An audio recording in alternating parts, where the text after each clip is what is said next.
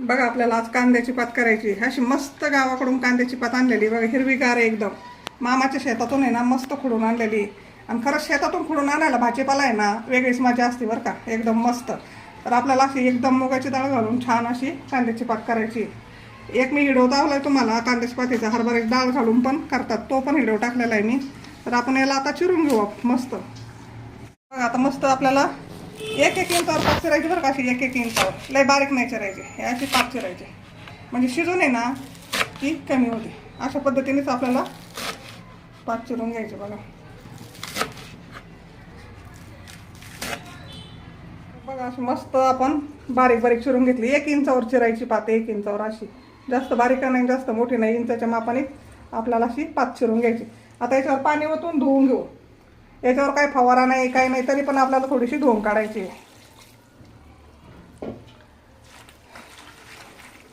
कारण का आपल्या शेतातून जर आपण असं भाजीपाला जर आणला ना, तर आपल्याला माहिती असो याच्यावर फवारा आहे का नाही आहे, किती धुवायची, याला काय करायचं असं.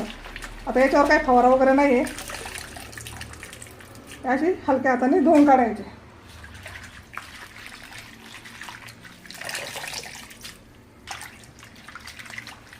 हलक्या हाताने एकदम हिसळायची, त्याला काही चोळायचं नाही आपल्याला, काही नाही, एकदम अशी हिसळून घ्यायची फक्त पात. तर बघा आपण आता कढई ठेवलेली. कढईमध्ये आपल्याला आहे ना आता सध्या फक्त थोडंसं अर्धी पळी तेल टाकायचं आहे, एकदम थोडंसं. आणि त्याला थोडंसं लसूण टाकायचं आहे. बघा लसूण नाही टाकला तरी जमतो, कारण का आपण लसणाची मिरची टाकणार आहे याच्यामध्ये, त्याच्यामुळे लसणाची काही जास्त गरज नसते. पण थोडासा मी टाकलाय फोडणीला.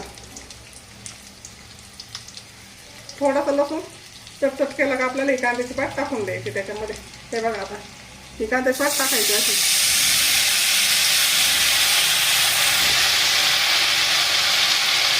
एकदम स्वच्छ आणि एकदम फ्रेश कांद्याची पात आहे बघा. त्याला कुठंही काहीच घाण नाही किंवा कुठंच काही स्पॉट नाही आहे, एकदम प्लेन आणि एकदम मस्त आहे.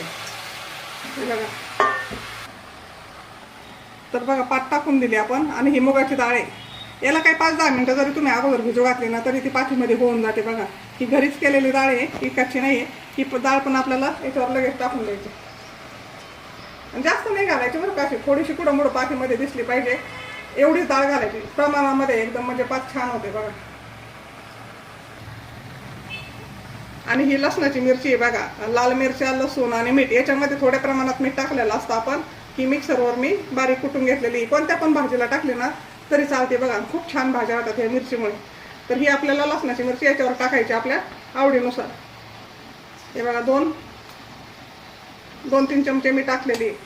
आता याला मस्त हलवून घ्यायचं. याला मीठ आहे ना आपल्याला थोडंसं थोड्या वेळाने टाकायचं. थोडीशी पात कमी झाली ना मग मीठ टाकायचं, नाही तर मग पातीचा अंदाज येत नाही. मी पात अशी भाजी खराब होऊ शकते. बघा मेथीची भाजी झालं, पात झालं, याला जरा शिजून दिली ना मग मीठ टाकायचं याला, कारण की ती खूप कमी होती ना शिजून, त्याच्यामुळं. आता याला अशी मस्त मिक्स करून घ्यायची आणि याला शिजून द्यायचं चांगलं बारीक गॅसवर. थोडंसं याला पाणी सुटत असतं बघा, याला पाणी बिणी काही टाकायचं नाही, काही नाही, आणि एकदम छान पात होते. आता याला आहे ना आपण 10-5 मिनटं शिजून देऊ. पात लगेचच होती म्हणायला, पण पातीला हे पाणी सुटतं ना, त्याच्यामुळे आपल्याला याला शिजून द्यायची. तुम्ही याला फुल गॅस केला तरी चालतो किंवा बारीक ठेवला ना तरी पण चालतो. 5 मिनिटात पात होती बघा. तर शिजून देऊ आपण याला आता. हे बघा आता थोडीशी पात कमी झालेली आहे ना आपली, कमी झाल्यावर मीठ टाकायचं, म्हणजे मिठाचा अंदाज येतो बघा. नाहीतर मग काय होतं, जास्त पात असले ना आपण वरून मीठ टाकलं का लय खराब होते. आता मी थोडंच मीठ टाकते, कारण का आपल्या मिरच्यामध्ये पण मीठ आहे, त्याच्यामुळे जास्त नाही टाकायचं. आता थोडंसंच मीठ घालायचं आणि याला हलवून द्यायचं मस्त. आता तुम्हाला ही जर पातळ करायची जर असेल ना, तर शेंगदाणे, हिरव्या मिरच्या, लसूण असं वाटायचं बघा, पातळ वाटण, आणि याच्यामध्ये टाकून द्यायचं, मस्त शिजून द्यायची. ही पात पण 1 नंबर लागते बरं का. आता याला हलवून दिले आपण, याला सुकी होऊन देऊ मस्त. आणि मग त्याला थोडंसं तेल टाकून आपण परतून घेऊ चांगली मस्त. हे बघा शिजून देऊ आता याला. जास्त मोठा नाही ठेवायचा, जास्त मोठा ठेवला ना तर लगेच होती, मग ती शिजत नाही. पात शिजली ना थोडीशी मग छान लागते बघा खायला. हे बघा आता मस्त पाणी सोकलं याच्यामधलं, नाही का थोडंसंच पाणी राहिलंय. तर आपल्याला आता थोडंसं याला तेल टाकायचंय आणि थोडीशी खालवर करून घ्यायची. हे बघा आता पहिलं आपण थोडंसं अर्धी पळी टाकलेली, आता थोडंसं धारभर तेल टाकते.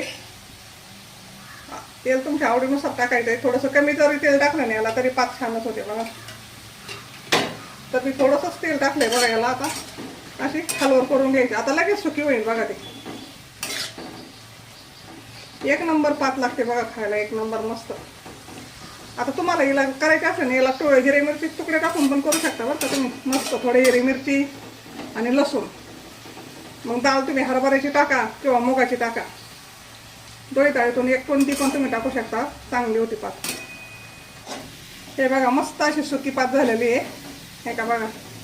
आता तुम्ही येलाय ना काही सेकंद फक्त अशी खालवर करत राहिले ना, पूर्ण असं पाणी याच्यातलं काहीच राहत नाही आणि मस्त खायला लागते बघा. झाले का नाही छान एकदम. थोडीशी आपल्याला अशी खालवर करायची बघा नुसती. मग अशी परतून घ्यायची नुसती. एक बघा खाण्यासाठी पात रेडी. हे बघा. आता याला फक्त थोडंसं आपल्याला कास करायचं काही सेकंद असे, म्हणजे त्याच्यामध्ये थोडंसं पण असं पाण्याचा ओलावा वगैरे काहीच राहत नाही. असे हलवून टांगून द्यायचे 2 मिनटं नाही, एखादा 1 मिनटं आपल्याला अशी ठेवायची, म्हणजे मस्त सुकी होते एकदम छान.